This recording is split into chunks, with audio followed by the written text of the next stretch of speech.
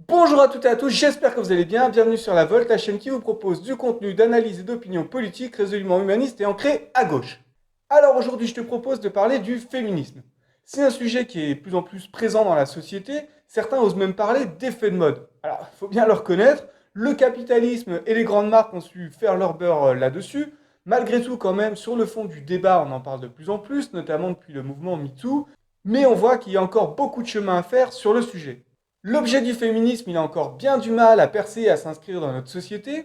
Il suffit simplement de penser à l'Italie, où le droit à l'avortement avait été remis en cause, ou simplement à la France, avec les déclarations absolument hallucinantes du non-candidat Zemmour sur les femmes. Et puis en France, on peut rappeler également qu'il y a eu quand même 220 000 agressions sur des femmes, 94 000 viols et 101 féminicides depuis le début de l'année. Ce qui se passe dans la société se retrouve bien évidemment sur la scène politique. On peut constater que les femmes sont quand même largement sous-représentées et la cause du féminisme a bien du mal à trouver un débouché politique. Dans cette vidéo, je vais te donner 3 raisons pour lesquelles on est dans cet état de fait et qu'il faudrait combattre pour que le féminisme trouve un débouché politique. Allez, c'est parti.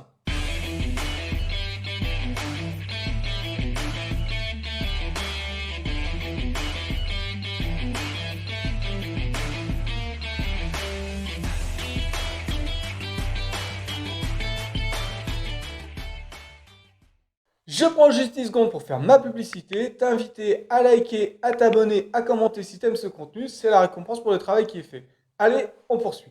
Alors la première raison pour laquelle le féminisme a du mal à trouver des débouchés politiques, c'est d'abord parce qu'on le réduit justement à être le féminisme. Qui peut croire qu'il n'y a qu'un seul féminisme? Il y a évidemment plusieurs féminismes, plusieurs mouvements qui sont regroupés derrière cette appellation. Le féminisme agrège donc différents mouvements dont on peut dire globalement que l'objet est de viser à l'égalité entre les hommes et les femmes. Alors ça peut être sur le plan économique, on va notamment penser à l'égalité salariale, mais également sur les plans sociaux, sur les plans culturels ou sur le plan politique. Il ne s'agit pas dans cette vidéo de refaire l'histoire du féminisme et de remonter comme certains et certaines le font jusqu'à la Renaissance, sans évidemment nier qu'il y a pu avoir des prémices de ce mouvement dès la Renaissance, mais simplement d'en tracer les grandes lignes en France à l'heure actuelle. En France, la structuration du féminisme, elle n'est pas uniforme. Différents mouvements vont se constituer en fonction d'orientations qui peuvent être des orientations politiques, des orientations religieuses ou des orientations en fonction des classes sociales. Les féminismes, ils peuvent être de différentes natures, actuellement radicales, libérales, universalistes, et on voit deux tendances dont on entend de plus en plus parler actuellement, que sont le féminisme intersectionnel et l'écoféminisme. Alors pour te donner une définition sur ces deux tendances qu'on voit émerger, d'abord d'un côté l'écoféminisme qui va faire le lien entre l'oppression et la domination de l'homme sur la femme et la surexploitation de la planète par les humains, et on peut peut-être même dire d'ailleurs par les hommes.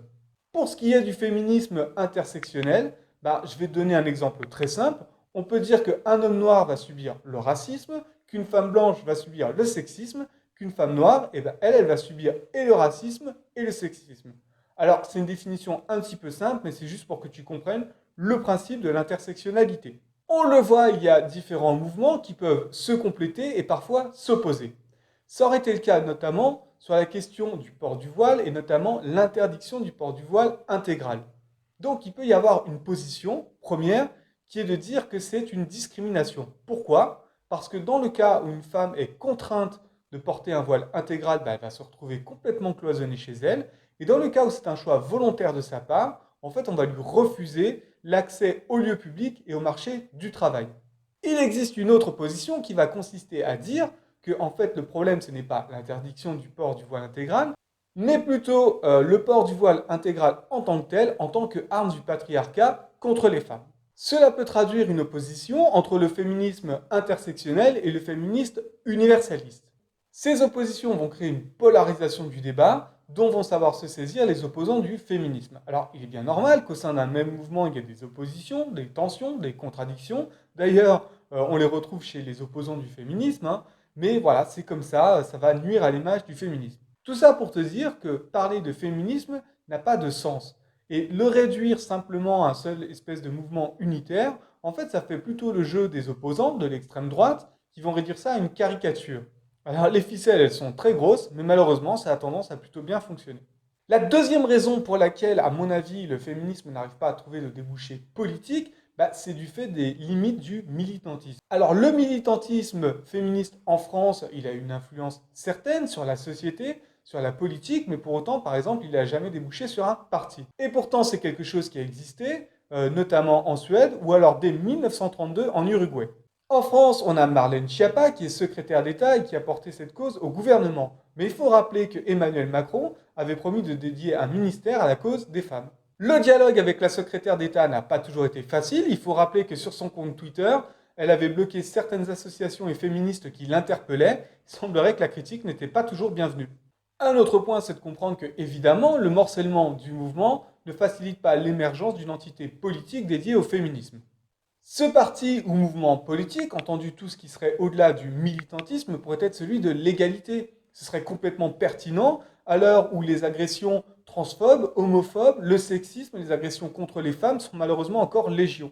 Une autre difficulté qui freine le débouché politique du féminisme et qui d'ailleurs justifie complètement le militantisme, c'est que cette question n'est pas suffisamment ancrée dans la société. On l'a vu, il y a eu des progrès dans les médias, mais ce n'est pas encore suffisant.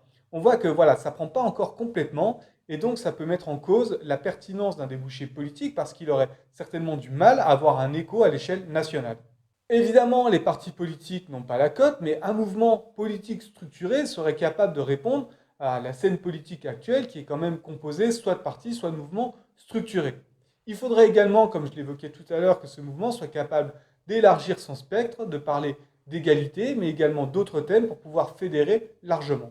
Pour moi, le débouché politique et le plus marquant dernièrement du féminisme sur la scène politique, ça aurait été l'infortunée et radicale candidate à la primaire d'Europe Écologie Les Verts, Sandrine Rousseau. Malheureusement, dans le temps de cette primaire, elle n'a pas réussi à inscrire une dynamique suffisamment forte pour passer devant le beaucoup plus conventionnel Yannick Jadot. La troisième raison pour laquelle je pense que le féminisme a des difficultés à trouver des débouchés politiques, c'est parce qu'aujourd'hui on peut constater que malheureusement, pour beaucoup de personnes, il pourrait y avoir quelque chose de paradoxal à être un homme et à porter les valeurs du féminisme. Le féminisme, ou plutôt l'image du féminisme, on constate qu'il est toujours incarné par des femmes, majoritairement, dans la représentation qu'on en a. Et pourtant, dans cette lutte qui est quand même fondamentalement une lutte égalitaire, on peut dire que les hommes ont nécessairement une part égale à prendre. En effet, il me semble que le démantèlement du privilège masculin va d'abord concerner les hommes. Il me semble que dans cette lutte, il y a eu à un moment donné un terme qui me paraît un peu maladroit, même si je le comprends pleinement, c'est celui de déconstruction. Ce terme, pour moi, apporte une connotation quelque peu négative, et la fachosphère a su pleinement s'en saisir et le tourner à la caricature lorsque Sandrine Rousseau avait évoqué sa relation avec un homme dont elle avait dit qu'il était déconstruit. Alors ce n'est peut-être qu'une nuance, mais l'égalité c'est une lutte permanente, et je préférerais pour ma part parler de la nécessité de construire des nouveaux modèles d'égalité. D'ailleurs, quand je vois le niveau hallucinant des inégalités dans notre société, j'ai presque l'impression parfois qu'on part de zéro et qu'on peut donc vraiment parler d'une construction de nouveaux modèles égalitaires. Bref, je m'égarte un peu du sujet. À mon avis, la difficulté que peuvent rencontrer certains hommes pour prendre leur part dans cette lutte féministe, c'est aussi un espèce de lien complètement imaginaire entre le féminisme et la crise de la masculinité. Le sujet est complexe, mais je pense que l'erreur elle est absolument profonde parce que reconnaître l'égalité chez l'autre n'enlève rien à personne, bien au contraire. En réalité, ceux qui brandissent cet étendard d'une prétendue crise de la masculinité mènent une forme de combat tout simplement contre l'égalité.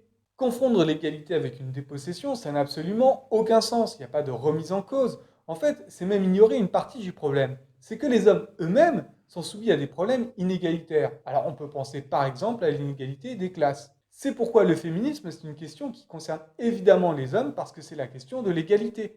Et je dis ça absolument sans nier les spécificités du féminisme, et notamment la nécessité de temps et d'espace de non-mixité, et l'importance de l'écoute des hommes par rapport à des problèmes auxquels ils ne sont pas directement confrontés. Je sais que certaines féministes vont estimer que les hommes ne peuvent être qu'associés au féminisme, en étant soit dans des positions anti-patriarcales ou anti-sexistes. Et cela sans être réellement partie prenante du mouvement féministe. Alors c'est un point de vue que je ne partage pas parce que je pense que dans les luttes égalitaires, partout où on le peut, il faut abattre les frontières et les distances qui existent entre les individus. Voilà, je t'aurais donné les 3 raisons pour lesquelles le féminisme n'arrive pas à trouver de débouchés politiques. La première, c'est d'abord parce qu'il a une certaine pluralité et un morcellement de ses mouvements, qui est en plus tourné à la caricature par ses opposants politiques. La deuxième, c'est par les limites même du militantisme. Et la troisième, c'est parce qu'aujourd'hui, cette cause, Elle concerne absolument tout le monde et pourtant, il y a la moitié de la population, les hommes, qui ne se sentent pas suffisamment concernés, impliqués pour les raisons que j'ai évoquées. J'espère que cette vidéo, ce contenu t'aura plu, t'aura apporté quelque chose, un éclairage intéressant. Si c'est le cas, n'hésite pas à liker et à partager. Et puis si tu as des désaccords et des sujets de débat, n'hésite pas à me le faire savoir dans les commentaires. Je te dis à très bientôt pour une prochaine vidéo. Ciao!